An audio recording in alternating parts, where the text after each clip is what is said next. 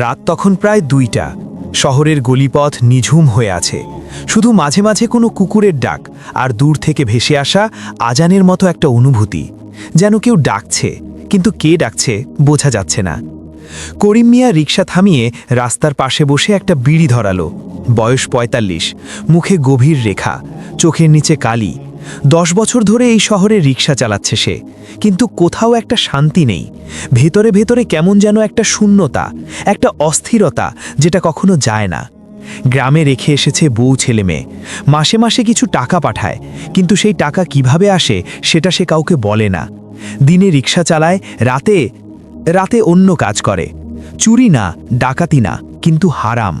জুয়া খেলে, মদের আড্ডায় বসে, মানুষকে ঠকায় ভাড়া নিয়ে। নিজেও জানে এসব ঠিক না। ছোটবেলায় মা কুরআন পড়াতেন, আব্বা নামাজ পড়তেন 5 ওয়াক্ত। সেই দিনগুলোর কথা মনে পড়লে বুকের ভেতর কোথাও একটা মোচড় দিয়ে ওঠে। কিন্তু জীবন তো এভাবেই চলে আসছে, পাল্টাবে কি করে? সেই রাতে হঠাৎ একটা যাত্রী এলো, বৃদ্ধ মানুষ, সাদা পাঞ্জাবি, সাদা দাড়ি, হাতে একটা পুরনো ব্যাগ, মুখে অদ্ভুত একটা শান্তির আভা, যেন এই দুনিয়ার কোনো চিন্তাই তাকে স্পর্শ করে না। বাবা, মিরপুর যাবে? করিম একটু অবাক হলো, এত রাতে বৃদ্ধ মানুষ একা কোথায় যাচ্ছে? ওঠেন চাচা। রিকশা চলতে লাগলো, কিছুক্ষণ নীরবতা। তারপর বৃদ্ধ বললেন, বাবা, তুমি কি ক্লান্ত? সারাদিন রিকশা চালাই চাচা, ক্লান্ত তো লাগবেই। না বাবা, আমি শরীরের ক্লান্তির কথা জিজ্ঞেস করিনি, মনের ক্লান্তির কথা জিজ্ঞেস করলাম। করিম থমকে গেল, হাত দুটো হঠাৎ ঢিলে হয়ে গেল প্যাডেলের ওপর।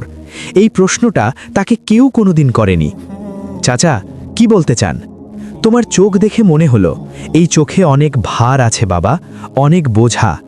করিম কিছু বলল না, গলাটা কেমন আটকে গেল। বৃদ্ধ কাবার বললেন, আল্লাহ তাআলা বলেছেন, আলা বিযিকরিল্লাহি তাতমাইন্নুল কুলুব। জেনে রেখো, আল্লাহর স্মরণেই অন্তর প্রশান্তি পায়। সূরা রাদ, আয়াত 28।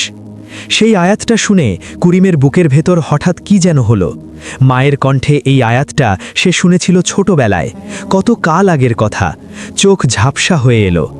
চাচা, আমি ভালো মানুষ না। কে বলেছে? বৃদ্ধ মৃদু হাসলেন। ভালো মানুষ হওয়ার সময় কি শেষ হয়ে গেছে? তুমি কি মরে গেছো? না। তাহলে যতক্ষণ শ্বাস আছে ততক্ষণ পথ খোলা। আল্লাহ বলেছেন, কুল ইয়া ইবাদিয়াল্লাযীনা আসরাফু আলা আনফুসিহিম লা তাকনাতু মির রাহমাতিল্লাহ। বলো, হে আমার বান্দারা, যারা নিজেদের উপর সীমা লঙ্ঘন করেছ, আল্লাহর রহমত থেকে নিরাশ হইও না। করিম রিকশা থামিয়ে দিল একটা অলিগলির কোণে, মাথা নিচু করে বসে রইল। তারপর কাঁদল। পুরুষ মানুষ কাঁদে না, এই কথাটা সে সবসময় বিশ্বাস করত, কিন্তু সেই রাতে, সেই নিঝুম গলিতে, সাদা দাড়ির বৃদ্ধের সামনে করিম মিয়া হাউমাউ করে কাঁদল। বুকের ভেতরে 10 বছরের জমানো পাপের ভার, একাকিত্বের যন্ত্রণা, মায়ের কথা, ছেলেমেয়ের মুখ, সব একসাথে বেরিয়ে এলো। বৃদ্ধ কিছু বললেন না, শুধু হাত রাখলেন করিমের কাঁধে।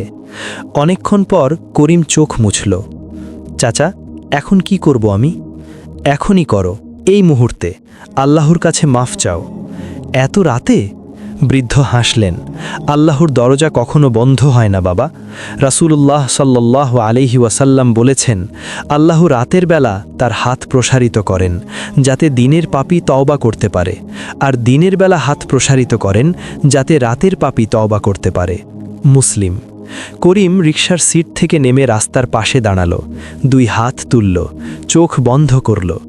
আল্লাহ, আমি পাপী, আমি অনেক গুনাহ করেছি, তুমি মাফ করো। এটুকুই। কিন্তু এই কয়েকটা শব্দ বলতে গিয়ে তার গলা ভেঙে গেল। বুকের ভেতর থেকে যেন একটা পাথর সরে গেল। সেই রাতে বৃদ্ধকে পৌঁছে দিয়ে করিম ঘরে ফিরল। ভাড়া নিতে চাইলে বৃদ্ধ হাসলেন, তোমার কাছ থেকে কিছু নেব না, বরং তুমি আমাকে অনেক কিছু দিয়েছ। কি দিয়েছে সেটা করিম বুঝল না, কিন্তু বুকের ভেতরটা কেমন হালকা লাগছিল। পরদিন ভোরবেলা ফজরের আজান ভেসে এলো। করিম এতদিন এই আজান শুনত, কিন্তু কানে পৌঁছাতো না। আজ কানে পৌঁছালো, বুকে পৌঁছালো। সে উঠল, অজু করল, পুরনো মসজিদে গেল।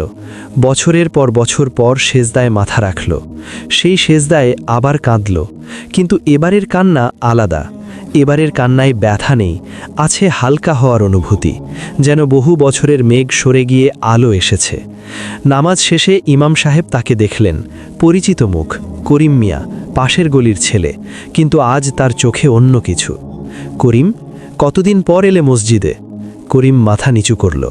অনেক দিন পর হুজুর। ভালো করেছ, আল্লাহ খুশি হয়েছেন। এই একটা কথা, কিন্তু করিমের বুকে যেন সূর্য উঠল। সেদিন থেকে করিম বদলে গেল, ধীরে ধীরে, একদিনে না, কিন্তু বদলালো। জুয়ার আড্ডা ছাড়ল, প্রথমে কঠিন লাগলো, বন্ধুরা টানতে লাগলো, ঠাট্টা করল, কিন্তু করিম থাকল না। মদ ছাড়ল, বিড়ি ছাড়ল কষ্ট করে, ভাড়া নিয়ে আর ঠকালো না কাউকে। রাতে ঘুমানোর আগে কোরআনের কিছু আয়াত পড়ত, অর্থ বুঝত না, কিন্তু পড়ত। সেই শব্দগুলো মনে শান্তি দিত। 1 মাস পরে গ্রামে ফোন করল, জমিলা, আমি পাল্টে গেছি। বউ বিশ্বাস করল না। এতদিনে কত কথাই তো বলেছে, কিভাবে বুঝবো? তুমি দেখো। 2 মাস পরে সে গ্রামে গেল, হাতে হালাল উপার্জনের টাকা, মুখে দাড়ি, কপালে সেজদার দাগ। জমিলা দরজা খুলে তাকিয়ে রইল। সে স্বামীকে চেনে, এই মানুষটাকে চেনে না। কি হয়েছে তোমার? করিম হাসল, আল্লাহ পাল্টে দিয়েছেন। ছেলে রাহিম দৌড়ে এলো, বাবাকে জড়িয়ে ধরল। করিম ছেলেকে বুকে নিল, চোখ ভিজে এলো। বাবা, তুমি এখন নামাজ পড়ো? হ্যাঁ রে বাবা, পড়ি। আমিও পড়ল তোমার সাথে। সেই সন্ধ্যায় বাপ ছেলে পাশাপাশি দাঁড়িয়ে মাগরিবের নামাজ পড়ল। পেছনে জমিলা চোখের পানি মুছল। করিমের জীবন বদলে গিয়েছিল সেই রাতে, যে রাতে একজন বৃদ্ধ তার মনের ক্লান্তির কথা জিজ্ঞেস করেছিলেন। সে মাঝে মাঝে ভাবে, সেই বৃদ্ধ কে ছিলেন? আর কখনো দেখেনি তাকে। মিরপুরে কোথায় গেলেন কিছুই জানে না, কিন্তু সেই মানুষটি যে কথা বলেছিলেন সেটা করিমের বুকে খোদাই হয়ে আছে। যতক্ষণ শ্বাস আছে ততক্ষণ পথ খোলা।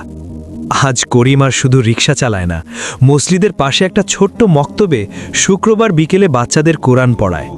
নিজে বেশি জানে না, কিন্তু যতটুকু জানে তাই দিয়ে দেয়।